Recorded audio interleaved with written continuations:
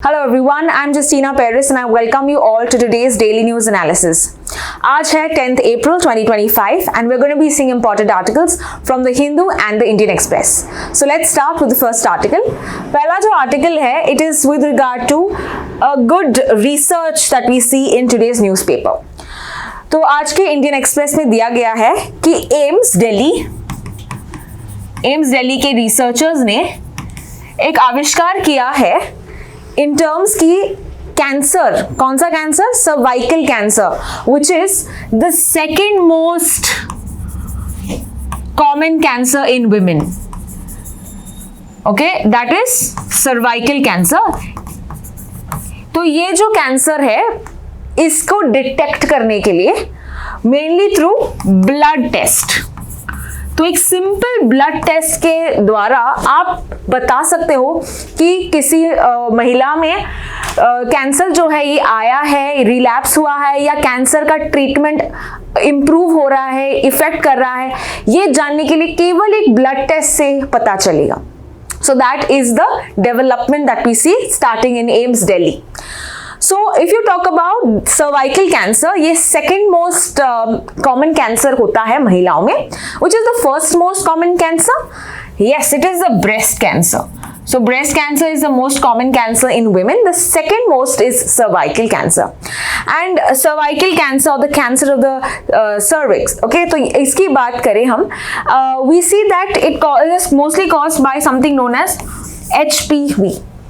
HPV, which is human papilloma virus. तो ये virus जो है it's the most common reason why the cancer happens. इसके लिए इंडिया ने रिसेंटली अपना खुद का एक इंडिजीनियस वैक्सीन भी बनाया है. So can you tell me the cancer, the vaccine, the name of the vaccine that is used for the prevention of the cervical cancer? Please write that in the comment section. The name of the vaccine indigenously जो बनाया गया है India में, and it is said कि government अभी start करेगी 9 से 14 age group जो है 9 to 14 years, उनको ये वैक्सीन दिया जाएगा to prevent this particular cervical cancer.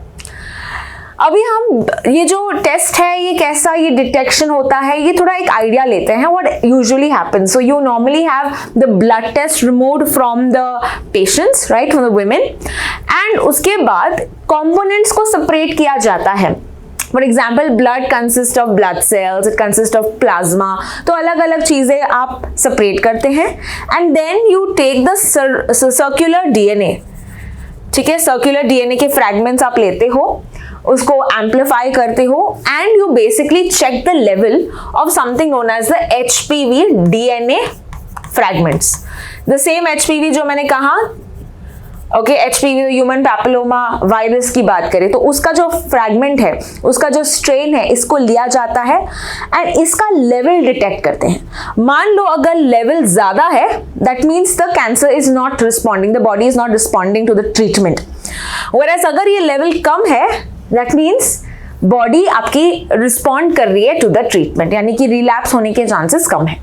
So normally महिलाओं में, healthy woman, you normally have 7 or 6.95.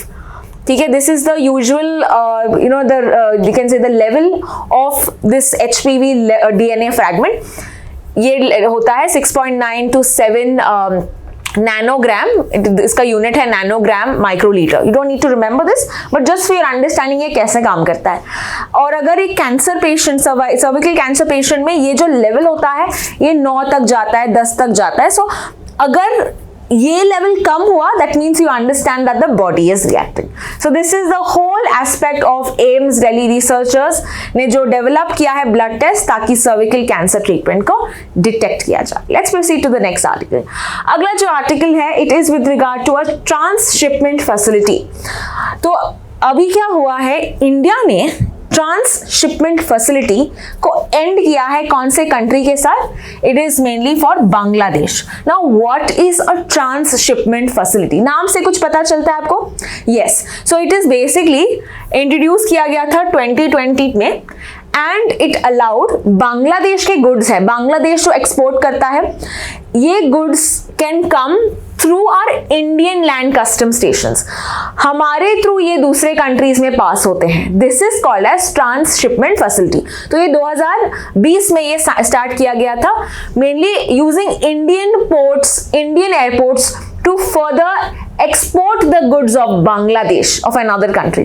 तो हम म्यांमार, भूटान, नेपाल, इन कंट्रीज में भी इस गुड्स को ट्रांसफर करते हैं। So this was essentially important for Bangladesh के एक्सपोर्ट, उनकी रेडीमेड गारमेंट्स, बहुत सारा प्रोडक्शन वहां पे होता है उनकी गुड्स, एंड ये दूसरे कंट्रीज में ट्रांसफर होने में इंडिया इनकी मदद करते थे।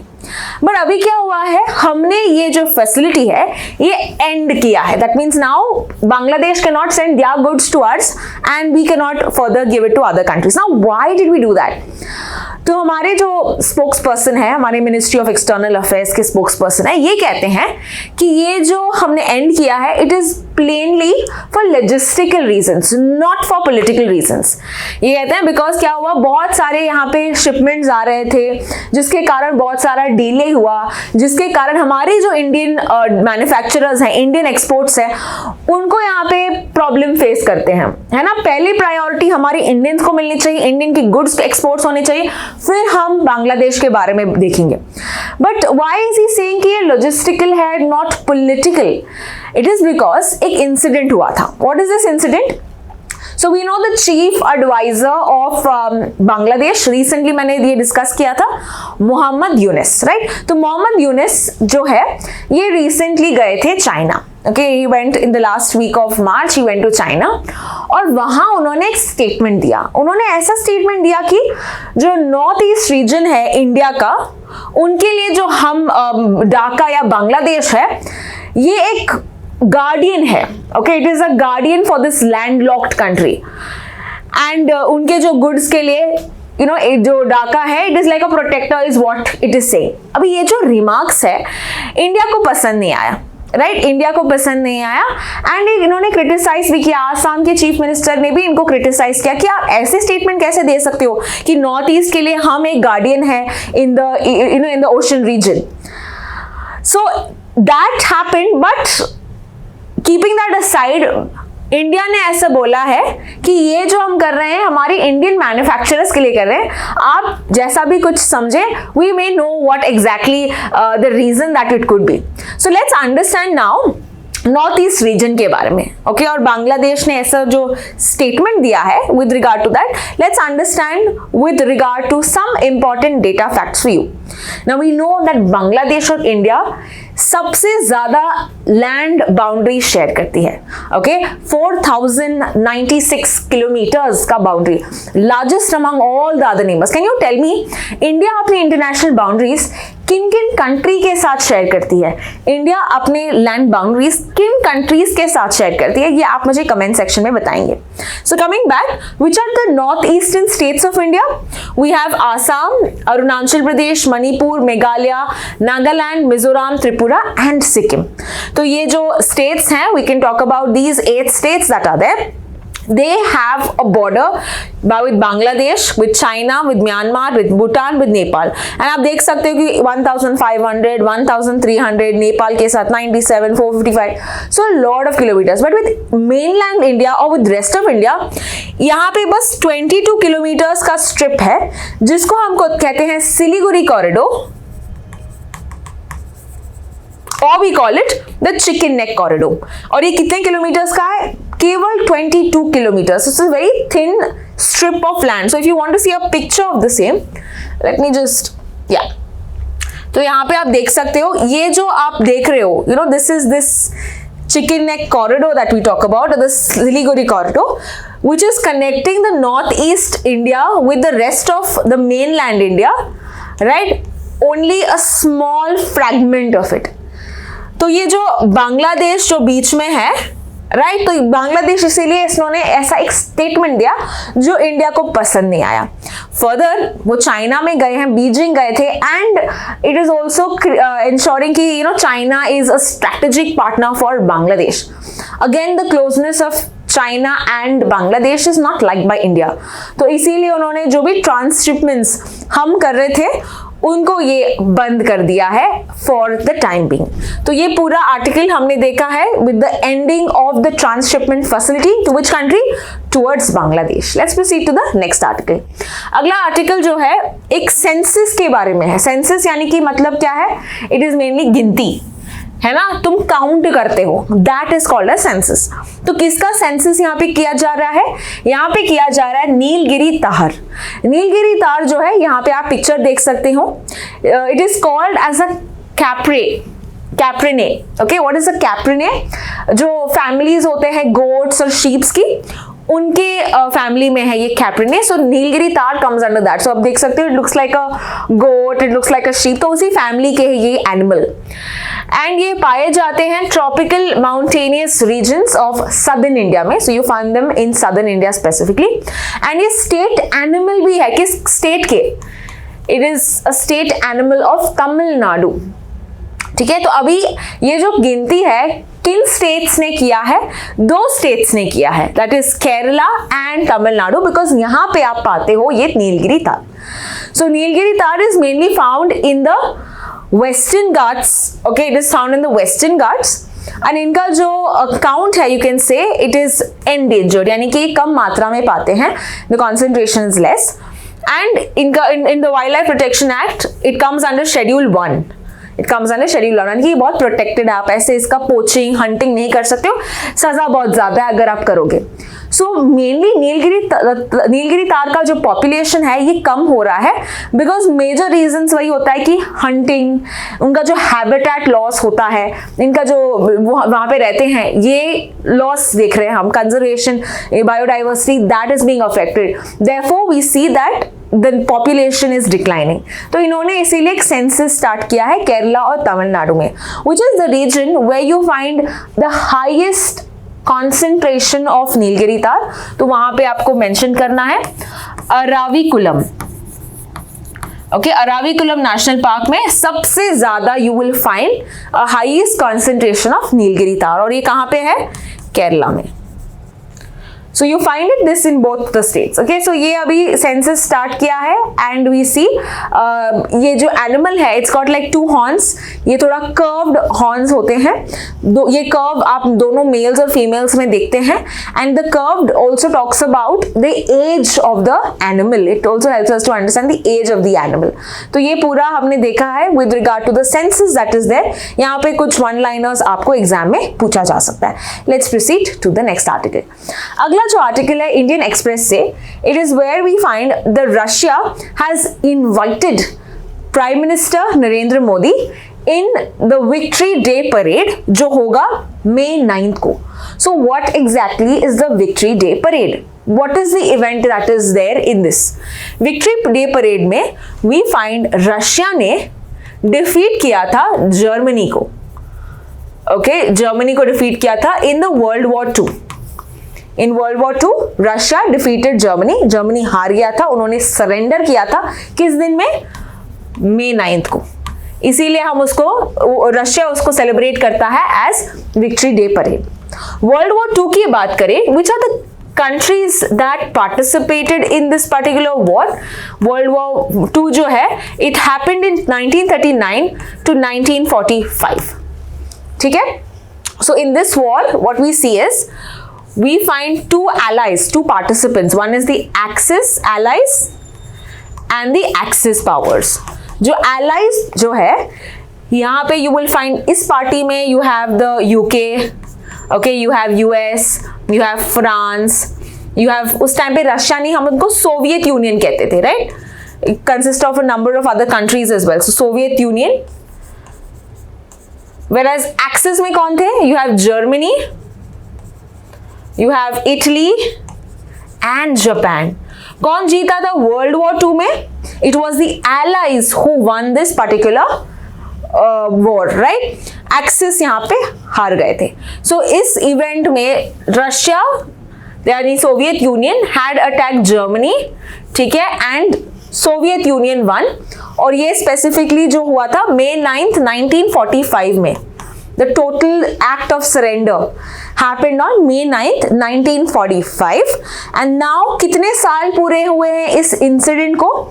इस इंसिडेंट को हुआ है, बिकॉज 45 की बात कर रहे हैं हम, it consist of 80th anniversary. ये 80th एनिवर्सरी है जहां पे हम ये इंसिडेंट देख रहे हैं। So that is what the May 9th celebration marks the 80th anniversary of the victory against Germany in the world war 2।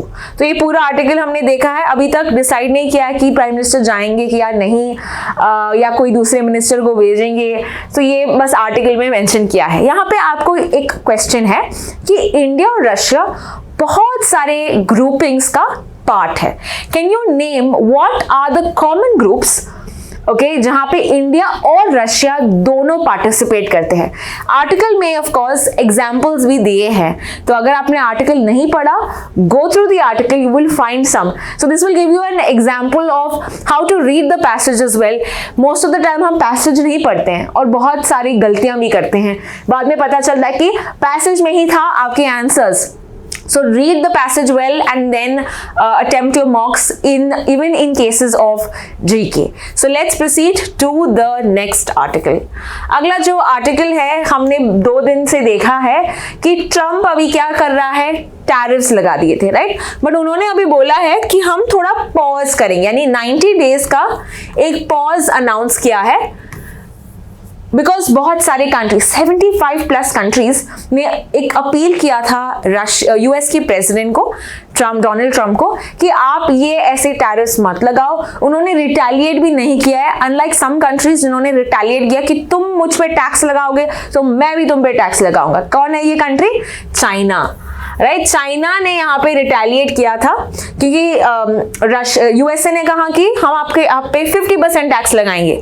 तो even on the other hand China also said कि हम भी आप पे 84% लगाएंगे। फिर यूएसए ने कहा हम भी तुम पे अभी 104% बोला था, अभी उसको बढ़ा के 125% इतना टैक्स लगाएंगे। तो ये दोनों कंट्रीज यूएस और चाइना के बीच में एक फाइटिंग हो रहा है कि कौन कितना ज्यादा टैक्स लगाएगा। सो अभी क्या हो रहा है, there is the state of, you can say, a tariff war, है ना? बहुत सारे कंट्रीज ने रिटेलिएट नहीं किया, जैसे इंडिया ने रिटेलिएट नहीं किया, बट इंडिया ने अपील किया कि आप ऐसे टैक्सेस मत लगाओ, बिकॉज यूएसए ने कहा कि हम आप पे 26% टैक्सेस लगाएंगे।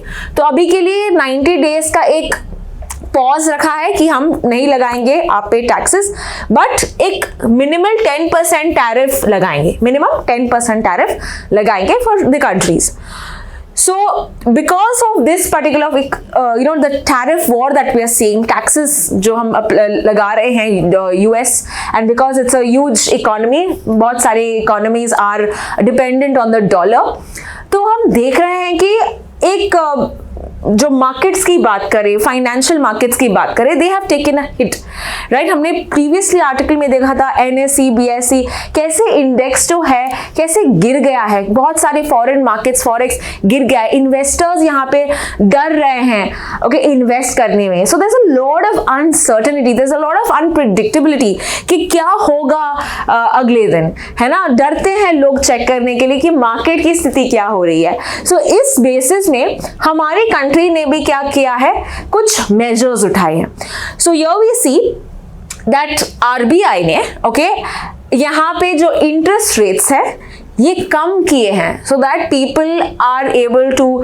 Gate cheaper loans when they ask for it. तो यहाँ पे just to ensure strength to the economy, RBI की जो मॉनेटरी पॉलिसी होती है, इन्होंने एक स्टेप लिया है रेपो रेट को कम करने के लिए। अभी क्या है monetary policy committee, what is repo rate, ये बेसिक से समझते हैं। So many of the students have this fear कि इकोनॉमिक्स के टॉपिक्स कैसे करें। इकोनॉमिक्स के टॉपिक्स आते ही डर लगने लगता है कि ये क्या है, specially if you are not from that background. So don't worry, we are going to be doing very basics, whatever is essential for you in the exam, ये मैं अभी कवर करूंगी। So let's start with what is the monetary policy committee, जिन्होंने ये rate cut decide किया है।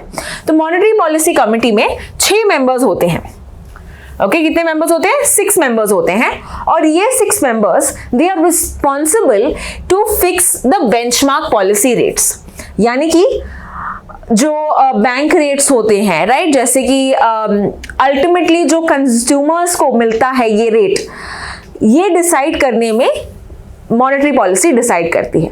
So their rate is dependent और further has repercussions on the rates which banks gives to the consumers. अगर ये ऊपर नीचे होता है ऑटोमेटिकली बैंक्स जो लोन्स देती हैं उसमें ऊपर नीचे होता है. सो that is why it's called the benchmark policy rates.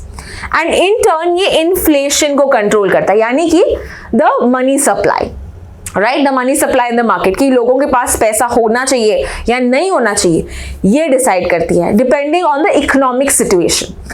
सो अभी हम देख रहे हैं कि लोग जो है डर रहे हैं, है ना, खर्चा नहीं कर रहे हैं, स्पेंडिंग नहीं कर रहे हैं, because they are scared, invest नहीं कर रहे. तो ये पुश देने के लिए अभी गवर्नमेंट ने क्या किया है, we are going to see that in a while. So let's see ये कब आया था. Monetary policy committee was first suggested by an ex governor called as Urjit Patel. Ex governor यानी ये आरबीआई के गवर्नर है, ठीक है. तो इन्होंने फर्स्ट ये पॉलिसी होना डिसाइड किया था कि कुछ मेंबर्स होने चाहिए आरबीआई और गवर्नमेंट के साथ जो डिसाइड करना चाहिए कि कैसा होना चाहिए दिस बेंचमार्क रेट्स, ताकि इन्फ्लेशन मेंटेन किया जाए, जो महंगाई है ये कंट्रोल किया जाए. So if you talk about the inflation rate, कौन से you know what is the basic, you can से the amount that is insured कि इन्फ्लेशन इससे ज्यादा नहीं होना चाहिए, बिकॉज इन्फ्लेशन जब भी ज्यादा होता है, प्राइस राइज ज्यादा होता है, it's not good for the economy. अगर ये कम होता है यानी डिफ्लेशन होता है, that is also not good for the economy. तो एक मध्यम मार्क यानी कि एक फॉर्मूला है विच इंश्योर्स कि इसके बीच में अगर इन्फ्लेशन होता है so no problem. Okay, for example ये पेन अभी 100 रुपये का है, कल अगर ये 110 रुपीज होता है, that is not good for the economy. But मान लो ये 100 का 102 होता है, then it is no problem. ठीक है. So that mid path that we talk about is 2 to 6%. As long as inflation जो है कम हो रहा है या ज्यादा हो रहा है, इसके बीच में 2 से 6% इकोनॉमी में ज्यादा कुछ इफेक्ट नहीं होता. लेकिन 6% से ज्यादा होता है, 2% से कम होता है, that will have a negative impact on the economy. तो ये आपको फॉर्मूला याद रखना है कि 2 से 6% is good, 4% is very good.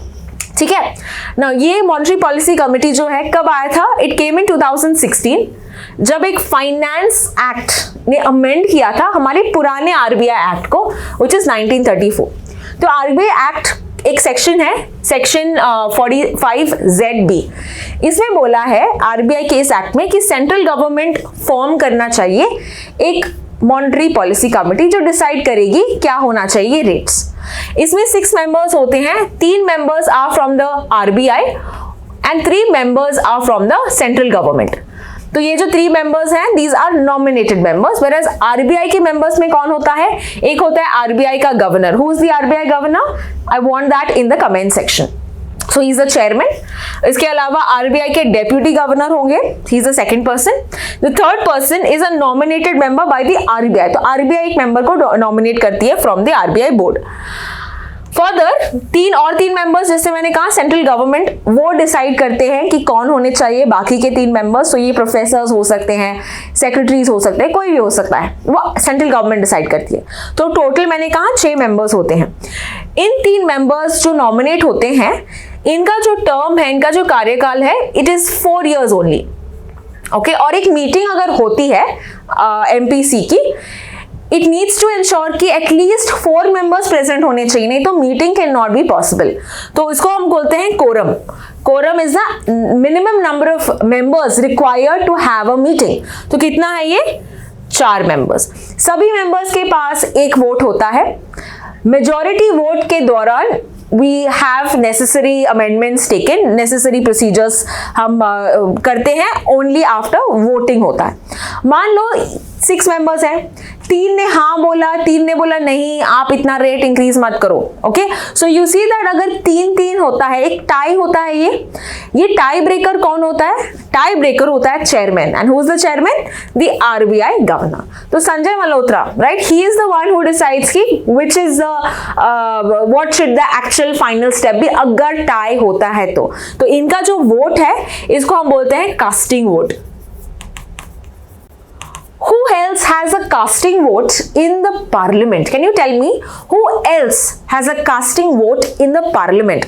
तो casting vote का मतलब है टाई ब्रेकर दौरान कौन वोट करता है. ओके तो MPC takes major decisions and क्या ये बाइंडिंग होता है, जो भी इन्होंने डिसीजन लेता है क्या इसको फुलफिल करना है? The answer is yes, it is binding on the RBI। तो ये हमने देखा है with regard to the monetary policy committee, जो इंपॉर्टेंट है नेसेसरी रिकमेंडेशंस देने के लिए to ensure that we control inflation. तो अभी रिसेंटली मॉनेटरी पॉलिसी मिली थी एंड ये यूजुअली कब मिलती है? इट इज एवरी क्वार्टर इनका एक मीटिंग होता है। एवरी क्वार्टर यानी कि वी हैव 4 क्वार्टर्स। जनवरी से मार्च एक क्वार्टर होता है, अप्रैल से जून एक क्वार्टर होता है, then comes July to September and then October to December. तो ऐसे करके 4 क्वार्टर्स होते हैं। तो एवरी क्वार्टर में ये यूजुअली मिलते हैं एंड ये डिस्कस करते हैं depending on the performance of the market. So here we see, last time भी देखा था आपने in the month of January ये मीटिंग हुआ था, right? I hope you have revised and you have done January का करंट अफेयर्स। तो तभी हमने देखा था कि 6.5 था एक बैंक रेट और रेपो रेट 6.5, उसको 25 बेस पॉइंट से कम करके 6.25 किया है। अभी इसको और भी कम किया है to 6%। Now we are going to see what exactly is this repo rate that I am talking about. इसके अलावा इन्होंने ये भी किया है कि जो GDP फोरकास्ट है कि हमारा ग्रोथ कितना होता है, इसको उन्होंने कम बताया। अभी पहले बताया था कि 6.7% हमारा ग्रोथ हम देख रहे हैं, ये बढ़ावा हो रहा है, but because of this ongoing trade Wars, tariff Wars, हम देख रहे हैं कि ये जो ग्रोथ है हमारा इतना ज्यादा नहीं होगा, लोग अभी इन्वेस्ट करने से भी डर रहे हैं। तो इसीलिए इन्होंने जो फॉरकास्ट है इसको लोअर किया है और कहा है कि हमारा जो ग्रोथ है अभी 6.5% है। सो GDP forecast is 6.5%, repo rate is 6%. So we're going to see now these terms, what exactly they are. तो यहाँ पे we also find in our so monetary policy अभी किया है हमने, रेपो रेट के बारे में देखते हैं, ठीक है?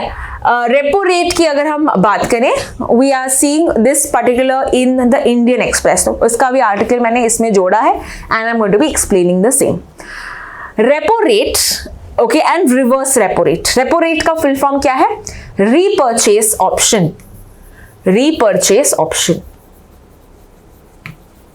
So in this repurchase option, what does happen?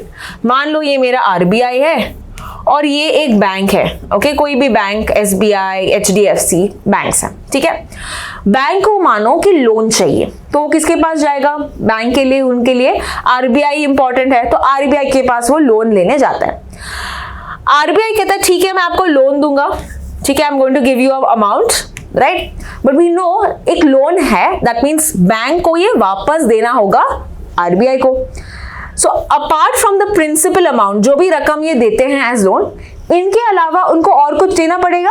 बिल्कुल देना पड़ेगा। That is the interest amount, है ना? Interest amount. ना इंटरेस्ट अमाउंट कितना होता है? That depends on the interest rate. ये interest amount depends on what? The interest rate, right?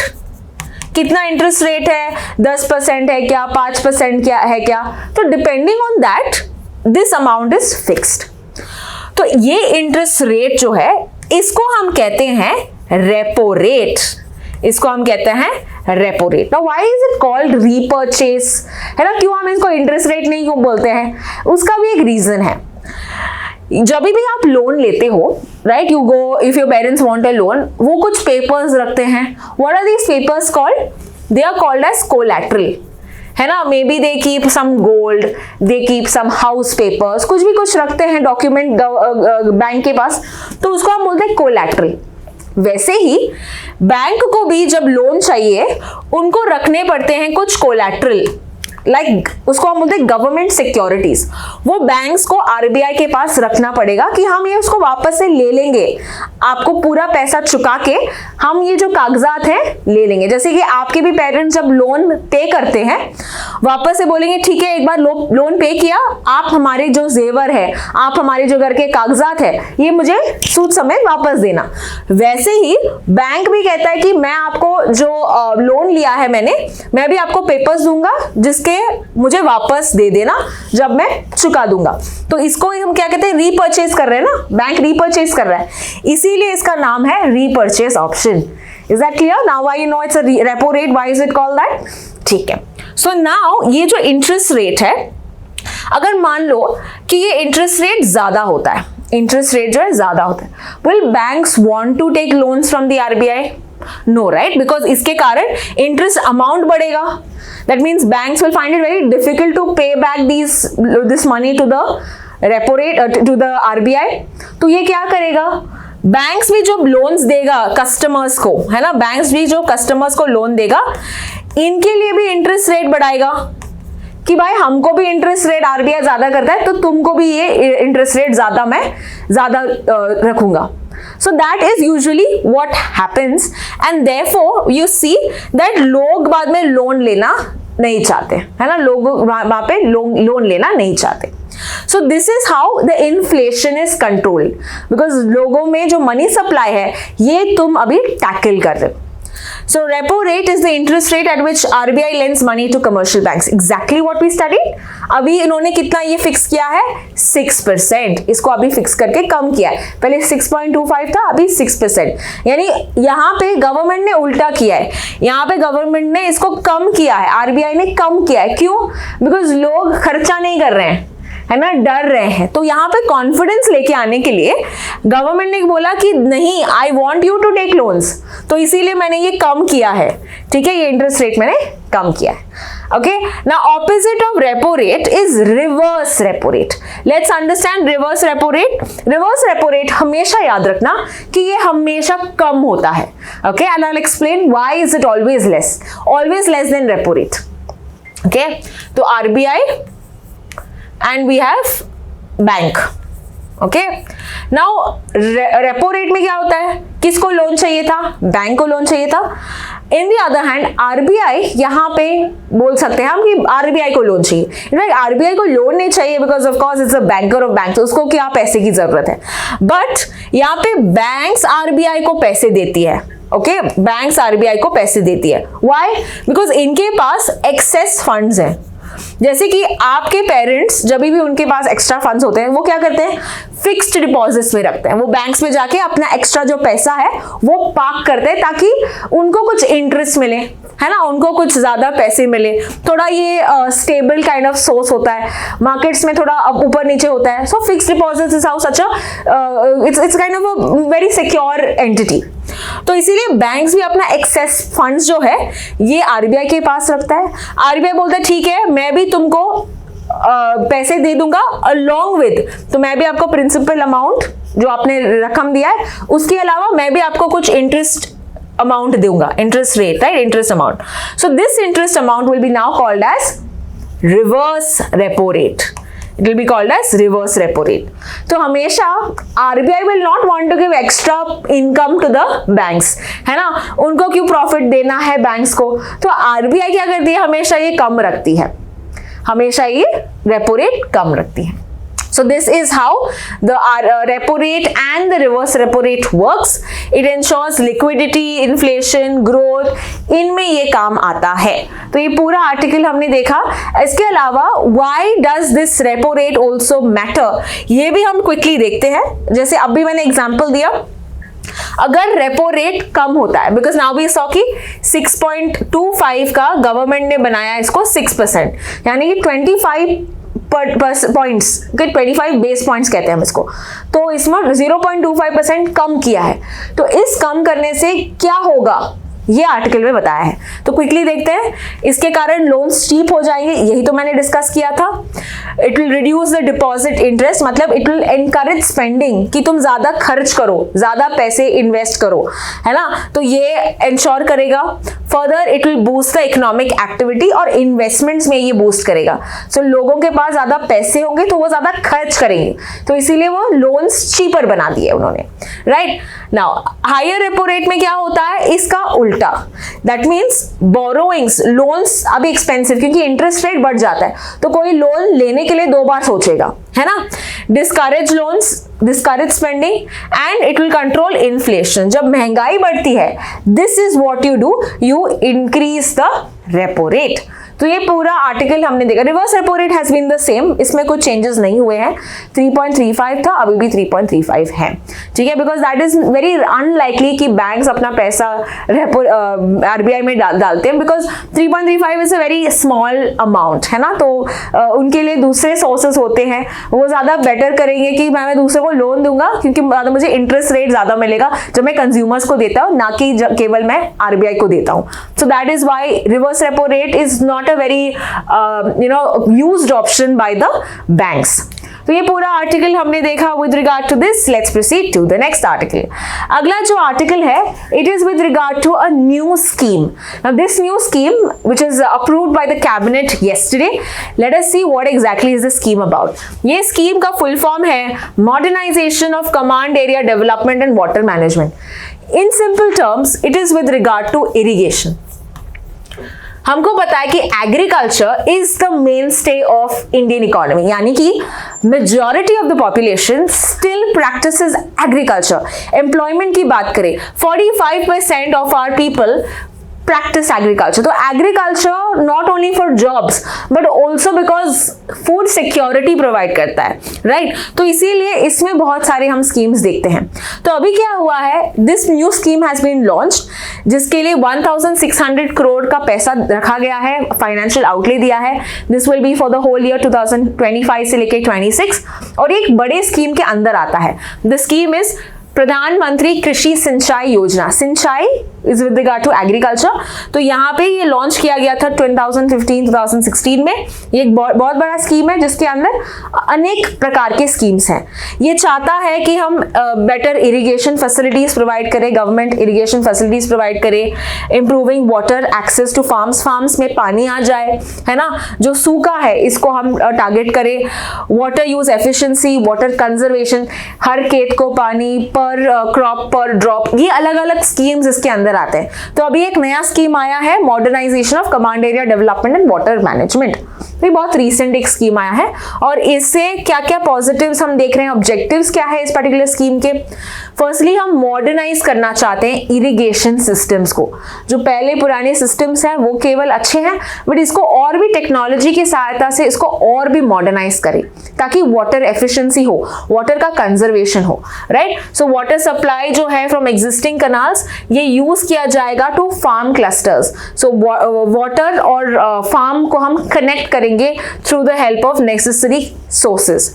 Apart from that robust infrastructure create करेंगे up to 1 hectare per farm, okay, proper infrastructure for irrigation, and finally underground pressurised pipes का इस्तेमाल किया जाएगा under this particular scheme. तो पूरा हमने scheme देखा है which is mainly launched so that irrigation systems को ये बूस्ट मिले। अगला आर्टिकल है एविएशन सेक्टर के article which is given in the Hindu. So let's quickly understand the main points given in the article. तो रिसेंटली पार्लियामेंट ने एक bill लेके आए। इस पार्लियामेंट का बिल का नाम है protection of interest in aircraft object bill 2025। This has been passed by the parliament. ये पास हो चुका है, यानी कि एक एक्ट बन गया है। इसके अंदर हम डिस्कस करेंगे major provisions. Okay, so firstly what exactly is this act about. ये सेटल करना चाहता है डिस्प्यूट्स। किनके बीच में डिस्प्यूट्स? जो डिस्प्यूट्स होते हैं something related to aircraft, yes, so airlines के बीच में और एयरलाइन या एयरक्राफ्ट ओनर्स के बीच में या एयरक्राफ्ट कंपनीज के बीच में। ओके, फॉर एग्जाम्पल एयरलाइंस यानी कि you have spice jet, you have Indigo, you have air India, है ना। तो ये है एयरलाइंस, और ये एयरलाइंस को कौन प्लेन्स प्रोवाइड करता है, एयरक्राफ्ट प्रोवाइड करता है। उनके बीच में डिस्प्यूट सेटल करने के लिए ये एक इंपॉर्टेंट बिल गवर्नमेंट लेके आई है। ठीक है, so airlines and aircraft lessors is the one that are owners of these aircrafts. Because क्या होता है बहुत बार, फॉर एग्जाम्पल आपने गो एयर सुना है? गो एयर का नाम चेंज होके क्या बना? Go First, right? Have you heard of Go First? तो Go First was what, it's basically वो लॉस मेकिंग एयरलाइन बन गई। अभी Go First also had aircrafts, right, उन्होंने एयरक्राफ्ट्स लिए थे कोई दूसरे कंपनी से, अभी वो चुका नहीं पा रहे थे, दे were not able to pay back, right, तो इसमें बहुत सारे सेटल्स डिस्प्यूट हुए। एंड अगर ऐसा सिचुएशन होता है बार बार, this will be a problem because it's not just for Go First. इस किंगफिशर की बात करें, हम स्पाइस जेट की बात करें, we face that these airlines have not been able to work well. Okay, तो इन केसेस में ऐसा एक प्रॉपर बिल होना चाहिए हमारे साथ, ताकि एयरक्राफ्ट ओनर जो है उनको भी कॉन्फिडेंस मिले when they are giving their aircrafts to these airlines. तो ये इंडियाज एविएशन लॉज जो है इंटरनेशनल स्टैंडर्ड्स में लेके आएगी, बिकॉज हम भी प्रॉपर इंटरनेशनल रूल्स फॉलो करेंगे, जिसके कारण इन्वेस्टर्स हमारे एयरलाइंस में इन्वेस्ट करेंगे, right. It will also boost investor confidence, exactly what I said, and airlines like Indigo, air India, ये भी एक्सपैंड कर पाएंगे। इन्वेस्टमेंट आएगा तो ऑटोमेटिकली एक्सपैंड भी होगा। So that is what we see. India की अगर हम डोमेस्टिक एविएशन मार्केट देखें, we are currently ranking third after US and China. तो हम अभी और भी इसको बढ़ाना चाहते हैं, and therefore this kind of laws are very important. Aviation की अगर हम बात करें, who is the Minister of Civil Aviation? I would like you to add that in the comment section. Article में भी ये लिखा गया है, who is the Union Minister of Civil Aviation. Let's understand कि बिल क्यों लेके आए हैं. The bill was introduced, as I said, कि बहुत सारे फेलियर एयरलाइंस है, Kingfisher, Go First, SpiceJet, इनको बहुत सारी कठिनाइयां मिली, lot of problems, they were not able to pay the aircraft carriers. So all of this was seen further. जो कोर्ट्स भी है, जो हमारे कोर्ट्स भी है, ये किसको सपोर्ट करते हैं? हमारे एयरलाइंस को, ओके, जो डिफॉल्टिंग एयरलाइंस उनको सपोर्ट करते हैं, नॉट दीज लेसर्स और नॉट दीज एयरक्राफ्ट ओनर्स। तो इसको यहाँ पे कोई किसी कंपनी को हमें कॉन्फिडेंस नहीं मिलता हमारे एयरलाइंस में इन्वेस्ट करना। So that has been the major issue that we see. India ने एक साइन किया है Cape Town convention. What is Cape Town convention? Cape Town convention is in regard to जैसे इमूवेबल प्रॉपर्टी होती है, like aircrafts, है ना, तो यहाँ पे स्टैंडर्ड पॉलिसीज मिलते हैं in Cape Town Convention regarding to any movable properties like aircrafts, right. यहाँ पे हमने इस केप टाउन कन्वेंशन में साइन किया है, बट हमने कोई अभी तक लॉ नहीं बनाया था। So this is like the first law since we have already been a party to the Cape Town convention. So very important, पूछ सकते हैं केप टाउन कन्वेंशन किस पर्टिकुलर सेक्टर से रिलेटेड है। Further we see that the compliance score, हमारा जो Cape Town convention के according हमारा जो compliance है, it is very poor। 50 था, फिर उसके बाद 62 बना, लेकिन हमारा जो टारगेट है it is 90। टारगेट हमारा क्या है? 90। सो यहाँ पे हम वर्क कर रहे हैं, तो इसके अकॉर्डिंगली हमने ये लॉ बनाया। Apart from that, it gives some legal clarity and it reduces the risk of these aircraft owners. Now coming back to जो प्रोविजंस हैं इन दिस पर्टिकुलर बिल, ये क्विकली देखते हैं। फर्स्टली, हम केप टाउन कन्वेंशन का part है, तो हम क्या करेंगे? हम इंप्लीमेंट करेंगे ये Cape Town convention, right. This is with regard to the movable properties.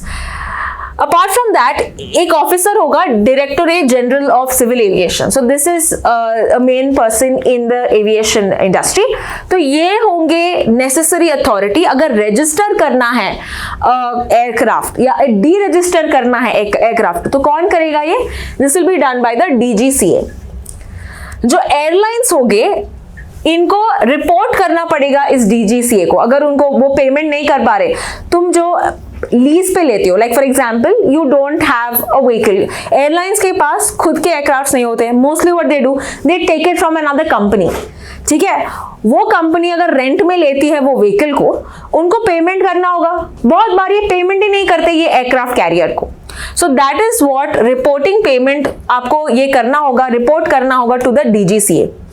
Lessors यानी जो एयरक्राफ्ट देते हैं, दे रीपोजेस एयरक्राफ्ट। मान लो कि तुमने ड्यूज नहीं दिया, तो 2 महीने में वापस आपको एयरक्राफ्ट सबमिट करना होगा to the aircraft company.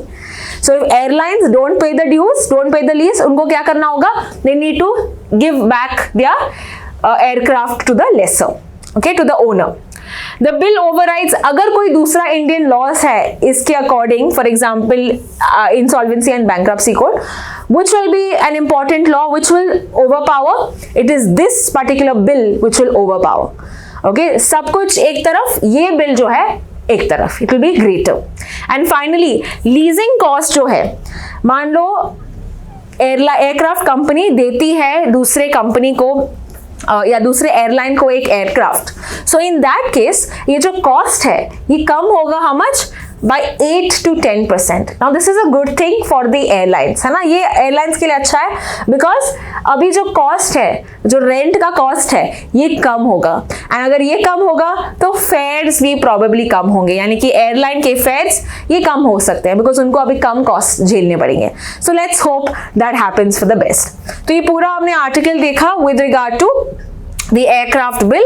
Let's now proceed to the last article of the day, which is government approves 63,000 crore deal for procuring Rafale M jets. यहाँ पे वन लाइनर्स के थ्रू आपको ये क्वेश्चन आ सकता है कि Rafale M jets किस country से लिया गया है. यहाँ पे आपको याद रखना है हमने लिया है फ्रांस से, and this is not the first time. हमने 60,000 2016 में लिया था, 60,000 करोड़ का हमने फाइनेंशियल बजट रखा था with regard to Rafale jets. अभी हम 63 और 63,000 करोड़ का डील रख रहे हैं, and this was in line with, हमने रिसेंटली एक एक्सरसाइज किया था फ्रांस के साथ in the exercise called as Varuna. तो हमने तभी इवैल्यूएशन और सब किया था, and that is when we have now taken the step कि हम और जेट्स यहां से लेंगे.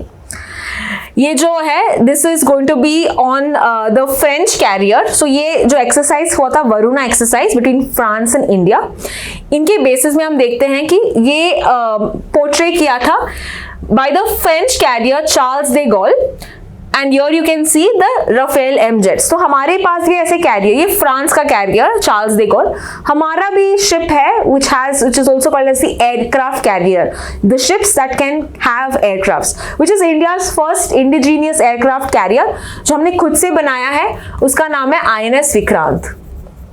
ओके, लेकिन इसके पहले हम यूज करते थे रशिया से लिया हुआ aircraft which is called as INS Vikramaditya. उसका नाम हमने चेंज किया था INS विक्रमादित्य. तो ये हमारे एयरक्राफ्ट होंगे और रफेल अभी इसमें भी लैंड कर पाएंगे. All of that is what we are seeing now. यहाँ पे क्वेश्चन है, रिसेंटली मैंने आपको डिस्कस किया था कि SIPRI report. What is SIPRI report? Stockholm International Peace Research Institute. Now you are going to tell me कौन से कंट्री के साथ इंडिया सबसे ज्यादा डिफेंस इक्विपमेंट्स लेती है. ओके, इंडिया सबसे ज्यादा आर्म्स एंड एम्युनिशंस की बात करें, किस कंट्री से सबसे ज्यादा लेती है, ये आप मुझे कमेंट सेक्शन में बताएंगे. So this is all with regard to today's articles. बहुत सारे इंटरेस्टिंग आर्टिकल्स आज हमने देखे हैं, and I hope you understood. If you have any doubts with regard to today's article, I request you to add that in the comment section, and please answer what are the questions I asked today. I will see you in the next video where I'll be discussing 20 GK questions from CLAT perspective. Thank you.